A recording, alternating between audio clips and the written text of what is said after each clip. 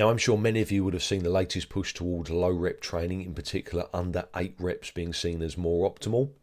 And in general, lower volumes of training being used to prevent accumulation of fatigue. That's essentially the kind of in thing at the moment. And you're seeing a lot of these apps, especially TikTok in particular, kind of pushing this content where you've got lifters recording themselves doing a set with text overlay talking about these topics. Now, the reality is that a lot of these influencers would have been training with very high volumes not too long ago because of channels like Renaissance Periodization and other gurus that touted this high volume rhetoric that we saw maybe 2 or 3 plus years ago. I mean, it seems like a lifetime ago, and that's the thing. In 2 or 3 years' time, we'll start another cycle. It'll only take 1 or 2 studies to come out to prove the opposite, and people will jump on that bandwagon. A lot of these social media influencers will do whatever's popular or whatever's trending at the moment, despite, their own kind of belief system. It's just view generation. I mean, it's essentially what I'm doing here. I'm trying to jump on something that's popular now, but the thing is, I've always done it. I've always generally trained with lower volumes. Now, I have done very high volumes of training as well, so I have experience from both sides of the equation. I've done very, very high volume, and I'm going to talk about that in some other videos because that works as well. But the point is that science will change, and the stuff that we see on social media will reflect that. Now, all the while these social media gurus and influencers have been kind of touting this scientific drivel, people have been achieving fantastic physiques with low volumes of training or minimalism for decades. So how many of you guys train with lower volumes?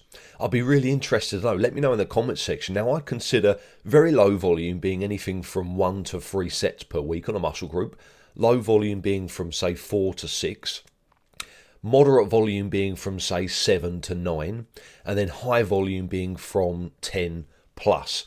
And obviously you've got, excessively high volume thereafter. That would be kind of my rough ballpark figures of what I would consider to be, the volume kind of standards. Think of styles of training such as HIT or max OT or any of the hybrid powerlifting routines that we've seen. Madcow, for example, is a very effective low volume 3-day-a-week full body powerlifting hybrid routine. And in my opinion, I sell the best version of that. Check out top right hand corner, or the link will be in the description box below. But essentially, there are programs that have been working and athletes have adopted these and seen tremendous results. An entire generation of incredible natural physiques were built off the so-called abomination that is powerlifting. Today we're going to be talking about... If you're interested in grabbing a completely free copy of my 4 times a week low volume bulking routine for the up and coming winter months, then head to the description box and you'll find a link there that will take you to that video and the corresponding Google sheet, so check that out. The theory of MEV, or the minimal effective volume for growth, is redundant. MEV will always be 1 set. If you can successfully go into the gym and perform 1 set on a target muscle group with good form so that the stimulus is placed onto that target muscle successfully, and then overload that over a period of weeks, you will eventually see growth. That increase in strength will correspond to growth later on down the line. And to suggest that the MEV would be this kind of arbitrary number that's higher than that, and that any sets you do below that number would not be enough to elicit any growth but mere maintenance, is complete insanity. And I think a lot of these guys were so far entangled into the scientific literature and the push for higher volumes that they failed to see common sense. Now, I'm not saying that high volumes of training are redundant or they're not going to be any more effective than doing low volumes of training. If you consider you've got 2 exercises as opposed to 1, focus on a target muscle, and you progressively overload both of those, you're going to be able to generate more growth potentially because of the recruitment of various fibers for that muscle. But what I disagree with is the fact there has to be this kind of baseline of volume that you must hit before anything happens. The body's like completely unresponsive to the stimulus that you place on it unless you hit this number. That I have a big problem with. Now, the difficult part with this style of training, the low volume progressive overload, is getting strong enough to elicit the growth that you want to see. That's the part that it's going to take time. And if you look here at the Olympic weightlifters and look at their quad growth in relation to their squats, it corresponds very well because the fact that the way they perform the squats, the muscle is being stimulated properly. You're targeting all of that extra stress and that progressive overload over the years on the quads. And this forms, part of my kind of rule set when it comes to progressive overload and low volume training. Mike Mentzer's philosophy on muscle building was truly groundbreaking. He really was a revolutionary in my opinion. He wasn't afraid to be different, and is so often the case. The best minds are perhaps the most troubled. I don't think enough people understand just how much influence he's had on modern day muscle building theory. We can take his baseline concept and essentially use load to increase the intensity placed upon a target muscle over time. It's easier to track quantitatively, and we generally don't need a training partner to be able to do that, as opposed to using more advanced training techniques. Remember, we're only increasing the load of an exercise as a means to increase the stimulus placed upon a target muscle. Through greater and greater levels of stimulus exposure, and assuming that the target muscle is placed within an environment that is conducive to anabolism, muscle growth will happen over time, and it's easily repeatable. It may be simple, but it's not easy.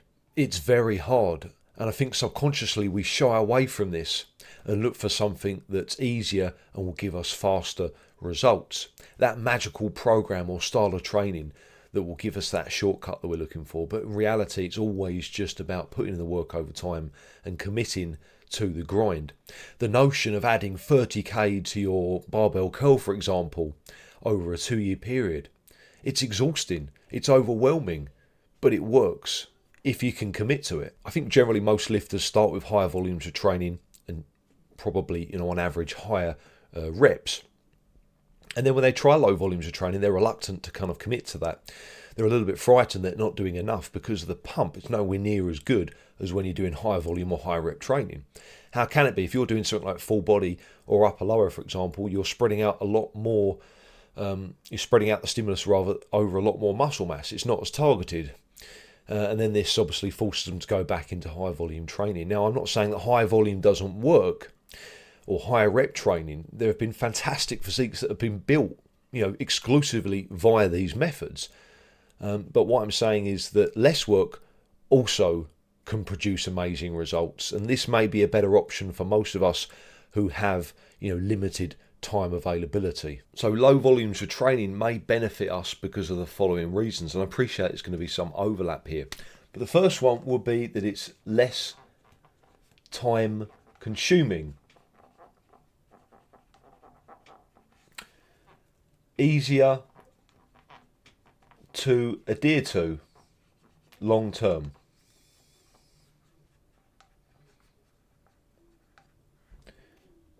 Less risk of burnout. It's not as mentally exhausting.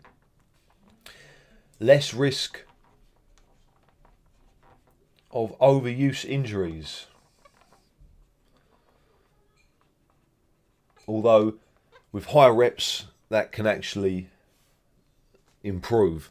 But certainly with higher volumes of training, it's more stress, there's more potential injuries, golfer's elbow, tennis elbow, knee problems, general kind of inflammatory issues.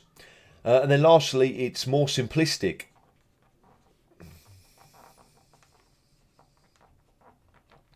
So it's easier to overload.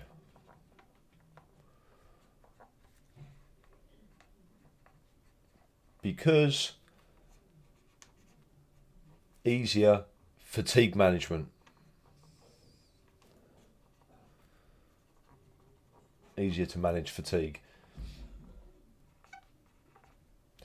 Obviously, with high volumes of training, there's going to be more fatigue. It becomes more complex to juggle the relationship between fatigue and progressive overload. Now, to make this style of training work for you, you're going to need to consider the following 3 points. The first of which is very important, and that's exercise selection.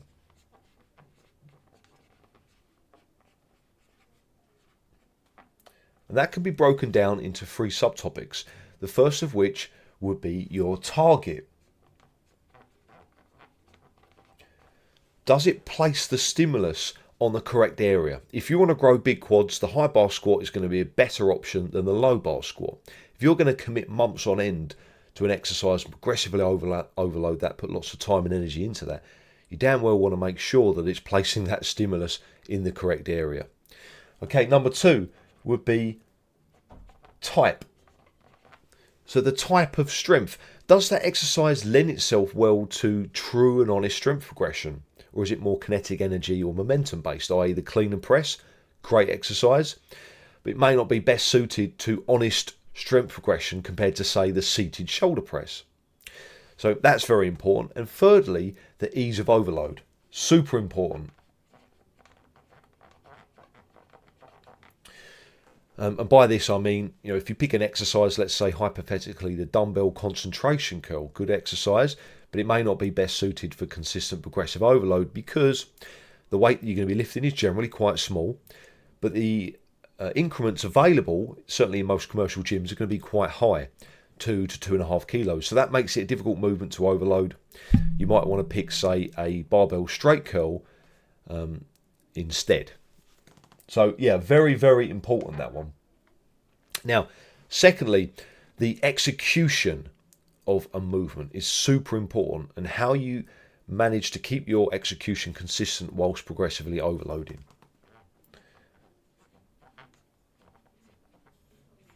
I can't stress how important that is.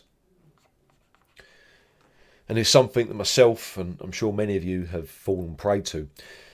Artificially boosting the numbers on paper without actually increasing the stimulus placed upon the target muscle, because that's the only reason why you're progressively overloading. It's not to increase the numbers on paper, it's to increase the stimulus placed upon the muscle. You're tracking it. It's a quantitative way to track that via paper. We're not doing it for the reason of increasing the numbers. So for example, are you leaning back a bit more on your curls to improve your leverages over time? Are you reducing the range of motion on your back movements over time to artificially inflate those numbers?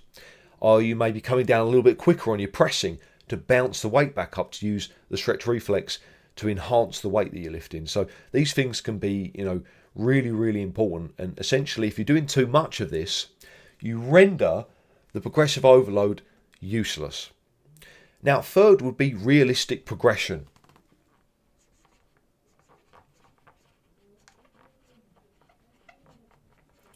Super important. How quickly can you actually make strength gains? Because if you start too overzealously, you start a little bit too aggressively, you can quickly run into problems. So, this person is increasing strength at the rate of maybe 5k every 2 weeks. Initially, they're going to make great progress, but they're very quickly going to reach a plateau or go down, perhaps, even worse. Whereas someone that's improving very slowly, 1 kilo every month maybe, are going to be able to go for longer. And eventually they'll surpass this person here that's pushing a little bit too aggressively. Now, there are obviously ways around this if you know how to manage it. Rest periods, deloads, if you will, higher blocks of volume training, etc. There's ways around that where you can kind of reset and then go back up again. But generally speaking, for consistent long-term progress, you want to be doing something that's very, very manageable, nice and slow and consistent in terms of your progressive overload. So understanding that, be realistic and picking your increments wisely, thinking about the exercises and the percentage of your increment in relation to the overall weight you're using mini plates are going to be really, really, really important. It's going to allow for easier progression than always using, the 2.5s, because whilst that might be a viable option on the barbell squat, may not be the best on the curl. But I see guys making the same mistakes consistently. So get yourself some mini plates. That's going to help out a lot. Consider those 3 points and you should make really good, consistent progress over time. One of the reasons why lifters move away from this style of training and become disheartened with it is because they don't follow these core principles. They spend too much time on movements that aren't going to give them a return in terms of stimulus that they're looking for. And you saw this massively with the SBD craze a few years back. Lots of YouTubers got very strong on lifts like the low bar squat, the sumo deadlift, the barbell bench press, but using techniques to decrease ROM. Every trick in the book to essentially artificially inflate those numbers. And, lo and behold, after a couple of years, they've got great numbers, but their physique doesn't really reflect that. And that's because they're not following these principles. And there you get scenarios where you get videos come out like powerlifting or power building is an abomination. It's not. It's just that the guys that got popular doing it did it wrong. They weren't following the core base principles of what you need to accumulate more muscle via progressive overload. So if you can bear that in mind, you'll make fantastic progress with the lower volumes of training using very simple techniques. It's easily repeatable. Now, I'm not saying it's easy. It's difficult. It's very difficult. It's a grind, but it's certainly simple. And hopefully that can kind of streamline the process for you.